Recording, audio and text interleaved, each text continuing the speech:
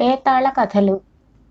పూర్వం ప్రణవపురాన్ని విజయసేనుడనే రాజు పరిపాలించేవాడు. ఆయన సహృదయుడు, పరిపాలనా దక్షుడు. ప్రణవపురానికి పడమర దిశగా అరణ్య ప్రాంతంలో ఒక గిరిజనగూడెం ఉండేది. యుద్ధ సమయాల్లో ఆ గిరిజనులు విజయసేనుడికి సహాయపడేవాళ్ళు. ఆ గిరిజనగూడెం నాయకుడి పేరు శంభునాథుడు. అతడి కుమారుడు శివమల్లుడు విలువిద్యలో మహానేర్పరి. అరణ్యంలో మెరుపు వేగంతో పరిగెత్తగల ఏ జింకనైనా సరే, పులినైనా సరే ఒకే ఒక బాణం దెబ్బతోటి నేల కూల్చేవాడు. ప్రణవపురానికి పొడుగునే ఉన్న కైవల్యపురి రాజు ధీరసేనుడు. విజయసేనుడికి సామంతరాజు. ఒకనాడు ధీరసేనుడి కుమార్తె యువరాణి అమృతవల్లి తన చెలికత్తెలతో వనవిహారానికి బయలుదేరింది. ఆమె ఉన్న రథం గిరిజనగూడెం ప్రాంతాన్ని వెళుతూ ఉండగా ఒక అడవి మామిడి చెట్టుపై నుంచి భయంకరమైన కొండ చిలువ ఒకటి యువరాణి పైకి దుమికి మింగటానికి ప్రయత్నించసాగింది. యువరాణి ప్రాణభయంతో కంపించిపోతూ పెద్దగా కేకలు పెట్టింది. రథసారథి చెలికత్తెలు హడలిపోయి రథం మీద నుంచి కిందకి దూకి రక్షించమంటూ కేకలు వెయ్యసాగారు. ఆ సమయంలో ఆ ప్రాంతానికి వేటకు వచ్చిన విజయసేనుడు ఆర్తనాదాలు విని గుర్రం మీద వేగంగా అటుకేసి వచ్చి ఆ దృశ్యం చూసి నిర్విఘ్నుడయ్యాడు. అతడికి రథానికి దాదాపు 200 గజాల దూరం ఉన్నది. బాణం వేసి కొండ చిలువను హతమారుద్దామంటే గురి తప్పి బాణం ఆ సౌందర్య రాశికి తగలవచ్చు. ఏం చేయడమా అని విజయసేనుడు మథన పడుతూ ఉన్నంతలో కేకలు విని పరుగు పరుగునే వస్తూ శివమల్లుడు అమ్ముల పొద నుంచి ఒక బాణం తీసి కొండ చిలువ తలకు గురికేసి వదిలాడు. బాణం చంకారనాదం చేస్తూ పోయి కొండ చిలువ తలకు తగిలింది. ఆ మరుక్షణం కొండ చిలువ మెలకులు తిరుగుతూ నేల మీద పడింది. అమృతవల్లి ప్రాణాపాయం నుంచి బయటపడింది. తరువాత తనను సమీపించిన శివమల్లుణ్ణి కృతజ్ఞతాపూర్వకంగా చూస్తూ ఆమె, నేను కైవల్యపురి యువరాణి అమృతవల్లిని. నీ కారణంగా నేను ప్రాణాపాయం నుంచి రక్షించబడ్డాను. ఎంతో కృతజ్ఞురాలిని. నీ సహాయానికి విలువ కట్టలేకపోయినా నా తృప్తి కోసం ఈ రత్నాలహారం తీసుకో అంటూ తన మెడలోని రత్నాలహారాన్ని తీసి శివమల్లుడికి అందించింది. హారం తీసుకుని తనను కన్నార్పకుండా చూస్తున్న శివమల్లుడితో యువరాణి, వీలు చూసుకుని ఒకసారి రాజధానికి రా. నిన్ను నా అంగరక్షకుడిగా నియమించమని నాన్నగారికి చెబుతాను. నీకు అభ్యంతరం లేకుంటేనే సుమా అన్నది మందహాసంతో. ఈ దృశ్యం చూసిన విజయసేనుడి మనస్సు ఈర్ష్యతో భగ్గుమన్నది. రాజకుమారి కనీసం తన వైపు కూడా చూడకపోవడం అతడికి మరింత బాధ కలిగించింది. రాజధాని చేరిన విజయసేనుడికి యువరాణి అమృతవల్లి రూపమే కనుల ముందు కదలసాగింది. ఆమెను వివాహమాడిన జీవితం వ్యర్థమనిపించింది. యువరాణి తన సామంతరాజు కుమార్తె తను వివాహమాడతానంటే తప్పక సమ్మతిస్తుందనుకున్నాడు. ఒకవేళ అందుకు అంగీకరించకపోతే కారణం శివమల్లుడై ఉంటాడు. ఇలా విజయసేనుడు ఊహాగానాల్లో మునిగి తేలుతూ ఉండగా వేగులు శివమల్లుడు యువరాణి అంగరక్షకుడిగా నియమించబడ్డాడన్న వార్తను తెచ్చారు. ఇక ఆలస్యం చేస్తే యువరాణి తనకు దక్కదన్న ఆలోచన కలిగింది విజయసేనుడికి. అతడు అమృతవల్లి తండ్రి ధీరసేనుడికి ఒక లేఖ రాస్తూ అందులో అమృతవల్లిని తనకిచ్చి వివాహం చేయాలని కోరుతూ, ఒకవేళ అతడందుకు అంగీకరించడము అన్న అనుమానంతో అలా కాని పక్షంలో కైవల్యపురిని జయించి అయినా యువరాణిని చేపట్టక మాననని బెదిరించి లేఖను ఒక దూత ద్వారా ధీరసేనుడికి పంపాడు. ఆ లేఖను చదివిన ధీరసేనుడు ఆనందంతో తబ్బిబ్బయి దాన్ని తన కుమార్తెకు ఇస్తూ, చూడమ్మా, మహారాజు నిన్ను వివాహమాడదలిచాడు. నీ అదృష్టం పండింది అన్నాడు. లేఖను చదివిన అమృతవల్లి ముఖం కోపంతో జేవురించింది. ఆమె కొద్దిసేపు మౌనంగా ఉండి తండ్రితో, నాన్న, ఈ లేఖ ఒక రాజు ఒక సామంతుడికి చేసే హెచ్చరికలా ఉంది తప్ప నాపై ఆయనకు నిజమైన అనురాగం ఉన్నట్లు కనిపించడం లేదు. ఇలాంటి అహంభావుని వివాహమాడి నేను సుఖపడలేను అని తానే స్వయంగా జవాబు రాసి దూత ద్వారా విజయసేనుడికి పంపింది. అమృతవల్లి లేఖ చదివిన విజయసేనుడు ఆగ్రహంతో ఊగిపోయాడు. లేఖలోని సారాంశం ఏమిటంటే, ప్రస్తుతం నేను వివాహం చేసుకునే ఆలోచనలో లేను. మన్నించండి. నన్ను బలవంతంగా వివాహం ఆడాలనే ఆలోచనను విరమించండి. మీ పెద్ద సైన్యంతో మా రాజ్యాన్ని జయించడం మీకు చిటికలో పని. అయితే మా రాజ్యాన్ని గెలిచినంత మాత్రాన నా హృదయాన్ని గెలిచినట్టు కాదు కదా. ఆలోచించి సరైన నిర్ణయం తీసుకోండి. ఈ లేఖను 1కి 2 సార్లు చదివిన తరువాత విజయసేనుడికి ఆవేశం తగ్గి స్థిమితంగా ఆలోచించాడు. పరస్పరమైన ఆకర్షణ, ప్రేమానురాగాలతో కాక తన సైనిక బలంతో భయపెట్టి యువరాణిని వివాహమాడదలచడం పెద్ద పొరపాటని, రాజోచితం కాదని అతడు గ్రహించాడు.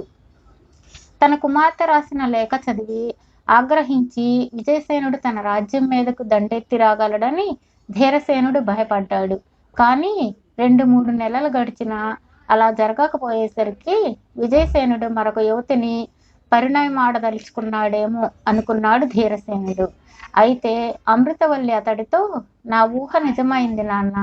నా లేఖ చదివిన విజయసేనుడు యుద్ధ ప్రయత్నాలను విరమించి నన్ను మరింత గాఢంగా ప్రేమిస్తాడని ఊహించాను. అలాగే జరిగింది అన్నది. కొంతకాలం గడిచాక ఒకనాటి సాయంత్రపు వేళ అమృతవల్లి ఉద్యానవనంలో తిరగసాగింది. శివమల్లుడు ఉద్యాన ద్వారం దగ్గర నిలబడి ఉన్నాడు. అమృతవల్లి అటూ ఇటూ తిరుగుతూ ఒకచోట ఎండుటాకుల మధ్య పడుకుని ఉన్న సర్పం మీద కాలు వేసింది. వెంటనే సర్పం కసిగా ఆమె పాదం మీద కాటు వేసింది. అమ్మా అంటూ ఆర్తనాదం చేసి అమృతవల్లి కుప్పకూలిపోయింది. వెంటనే శివమల్లుడు మెరుపు వేగంతో అక్కడికి వచ్చి పక్కన ఉన్న పూపొదల్లోకి జరజర పాకిపోతున్న రక్తవర్ణపు సర్పాన్ని కత్తితో 2 ముక్కలుగా చేశాడు. వార్త విని రాజు, రాణి, చెలికత్తెలు అక్కడికి వచ్చారు. శివమల్లుడు అప్పటికే రాజవైద్యుడిని వెంటబెట్టుకుని వచ్చాడు. రాజవైద్యుడు మరణించిన పామును చూసి దిగ్భ్రాంతి చెందాడు. ఆయన అమృతవల్లి పాము కాటుకు గురైన పాదానికి ఏదో పసరు రాసి ధీరసేనుడితో, మహారాజా, యువరాణి గారికి కాసేపట్లో స్పృహ వస్తుంది. కానీ ఆమె విషప్రభావం వల్ల శాశ్వతంగా అంధురాలవుతుంది. ఆమెను కాటు వేసింది మామూలు సర్పం కాదు, రక్తబీజం అనే మహాసర్పం. ఇక్కడికి ఈశాన్య దిశలో 50 ఆమడల దూరాన గల రక్తపిపాసి కొండల్లో మాత్రమే ఈ సర్పాలు నివసిస్తాయని విన్నాను. అటువంటి అరుదైన సర్పం మన ఉద్యానవనంలో ప్రత్యక్షం కావడం యువరాణి వారి దురదృష్టం అన్నాడు.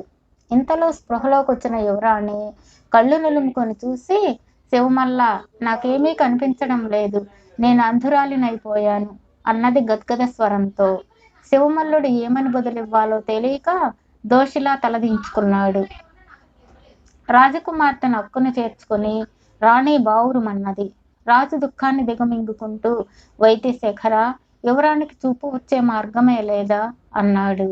రాజవైద్యుడు గొంతు సవరించుకొని, రక్తబీజ సర్పం కాటుకు గురైన వారికి పోయిన దృష్టి రావాలంటే ఒకే ఒక మార్గం ఆయుర్వేద గ్రంథంలో తెలుపబడింది. సర్పగంధి పుష్పాన్ని కళ్ళకు తాకించాలి అన్నాడు.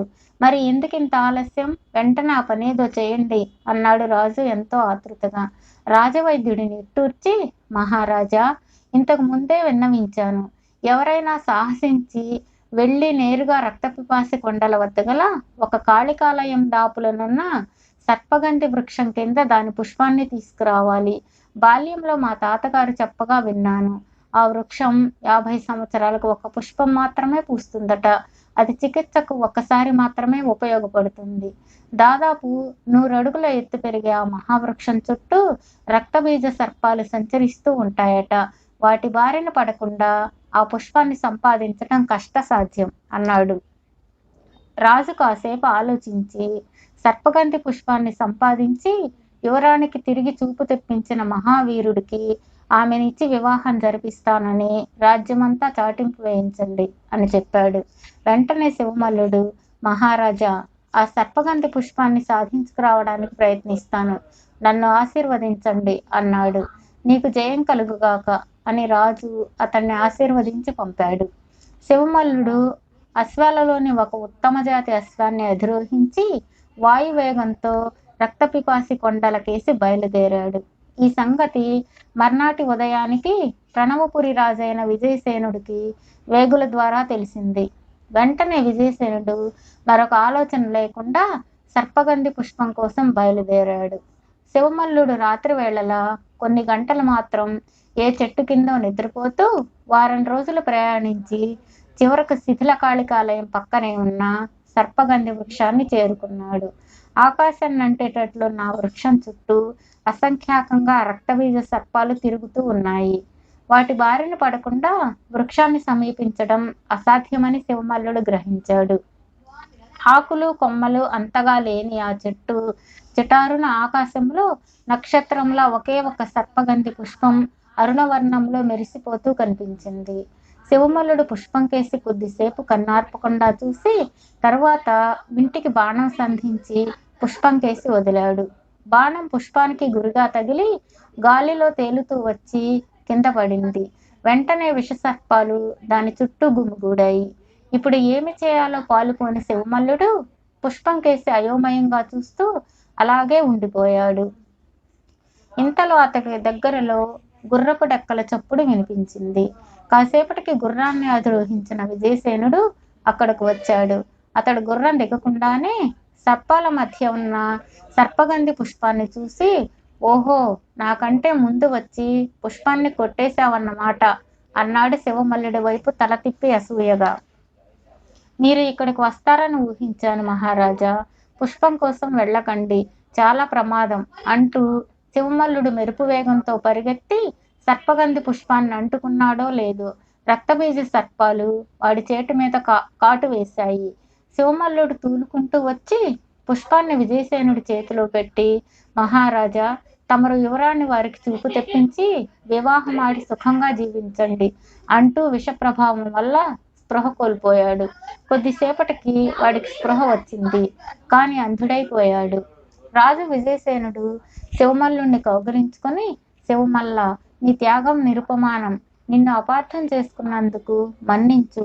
నా ఆస్థానంలో ఒక్క ఆయుర్వేదమే కాదు, ఇతరత్రా వైద్య శాస్త్రాలు చదివిన నిపుణులెందరో ఉన్నారు. రక్తబీజ సర్పకాటుకు ఈ ఒక్క సర్పగంధి పుష్పమే చికిత్స అనుకోను అంటూ శివమల్లుణ్ణి గుర్రం మీద ఎక్కించుకుని రాజధానికేసి బయలుదేరాడు. బేతాళుడు ఈ కథ చెప్పి, రాజా, శివమల్లుడి ప్రవర్తన అసహజంగా అయోమయంగా ఉన్నదనడంలో సందేహానికి తావులేదు కదా. అతడు కొలువులో చేరిందే ఏనాటికైనా అమృతవల్లిని పెళ్లాడాలనే కోరికతోనే. అటువంటప్పుడు సర్పగంధి పుష్పాన్ని సాధించి యువరాణిని పెళ్లాడవలసింది పోయి తాను అంధుడై సాధించిన పుష్పాన్ని విజయసేనుడి చేతిలో పెట్టడం మూర్ఖత్వం కాదా? విజయసేనుడు వచ్చినదాకా శివమల్లుడు పుష్పాన్ని పాముల మధ్య నుంచి తీసుకురావడానికి ఎందుకు ప్రయత్నించలేదో అర్థం కాదు. విజయసేనుడి పుష్పం కోసం వెళ్ళవద్దని వారించడం శివమల్లుడు సంకుచిత మనస్తత్వానికి నిదర్శనంలా కనబడుతున్నది. అటువంటి వాణ్ణి విజయసేనుడు త్యాగధనుడుగా శ్లాఘించటం విడ్డూరం కాదా? ఇక విజయసేనుడి సంగతికి వస్తే, అతడు తొలుత యువరాణిని బలవంతంగానైనా వివాహమాడదలిచిన ఆమె లేఖ చదివాక ఆ ప్రయత్నం మానడం వింతగా లేదా? దీన్ని బట్టి విజయసేనుడికి యువరాణిపై ప్రేమ నశించినట్లే కదా. మరి అదే నిజమైన సర్పగంధి పుష్పం కోసం అతడు ప్రయత్నించడం దేనికి? శివమల్లుడిపై ఈర్ష్యతో అనుకోవచ్చునా? ఈ సందేహాలకు సమాధానాలు తెలిసి కూడా చెప్పకపోయావు, నీ తల పగిలిపోతుంది అన్నాడు. దానికి విక్రమార్కుడు, శివమల్లుడు కొలువులో చేరింది యువరాణిని పరిణయమాడాలనే ఉద్దేశంతో అనుకోవడం అర్థరహితం. అలాగే అమృతవల్లి కూడా శివమల్లుడిని ప్రేమించలేదు. కేవలం అతడి విలువిద్యా నైపుణ్యాన్ని మాత్రమే అభిమానించింది. ఆమె ఆత్మాభిమానం గల యువతి. అధికార దర్పం చూపి తనను వివాహమాడాలనుకున్న విజయసేనుడి లేఖను ధీటుగా జవాబిచ్చి అతడి కళ్ళు తెరిపించింది. అతడికి అమృతవల్లిపై గల ప్రేమ చెక్కు చెదరలేదనకపోవడానికి సాక్ష్యం సర్పగంధి పుష్పం కోసం బయలుదేరడమే. శివమల్లుడు సర్పగంధి పుష్పాన్ని బాణంతో కొట్టిన తర్వాత సర్పాల మధ్య పడిన పుష్పాన్ని పాము కాటు తినకుండా తీసుకురావడం అసాధ్యమని గ్రహించాడు. తాను పాము కాటుకు గురై అంధుడైపోతే పుష్పాన్ని యువరానికి చేర్చేదెవరు? ఈ గ్రహింపు ఉండడం వల్లనే విజయసేనుడు కంటపడిందాకా పుష్పాన్ని తెచ్చే ప్రయత్నం చేయలేదు. విజయసేనుడు విషసర్పాల దారికి గురి కాకుండానే అతన్ని పుష్పం కోసం వెళ్ళవద్దని వారించాడు. విధి నిర్వహణలో శివమల్లుడు వజ్ర సంకల్పాన్ని, త్యాగనిరతిని అర్థం చేసుకున్న విజయసేనుడి ముందు అతన్ని అపార్థం చేసుకున్నందుకు పశ్చాత్తాపపడి శివమల్లుడిని శ్లాఘించటం సముచితమే అన్నాడు. రాజుకు ఈ విధంగా మౌనభంగం కలగగానే బేతాళుడు శవంతో సహా మాయమై తిరిగి చెట్టెక్కాడు.